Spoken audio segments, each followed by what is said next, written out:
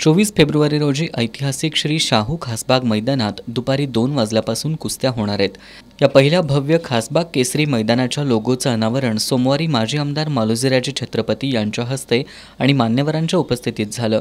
दरम्यान हलगी तुतारीच्या निनादात खासबाग केसरी कुस्ती मैदानाचा शुभारंभही करण्यात आला। यावेळी ऑलिम्पिकवीर खाशाबा जाधव यांचे सुपुत्र रणजित जाधव, पैलवान ग्रुप महाराष्ट्राचे संस्थापक अध्यक्ष पैलवान मारुती जाधव, मैदानाचे आयोजक पैलवान संग्राम कांबळे, कोल्हापूरचे क्रीडा संचालक वसंतराव पाटील, सीताराम कांबळे, उद्योजक सिद्धेश्वर गायकवाड, हिंद केसरी दीनानाथ सिंह यांचे चिरंजीव अभय सिंह, वस्ताद जयवंतराव पाटील, मारुती पवार आदी उपस्थित होते। या मैदानात पहिल्या क्रमांकाची लढत महाराष्ट्र केसरी पृथ्वीराज पाटील विरुद्ध उपमहाराष्ट्र केसरी प्रकाश बनकर यांच्यात होणार आहे।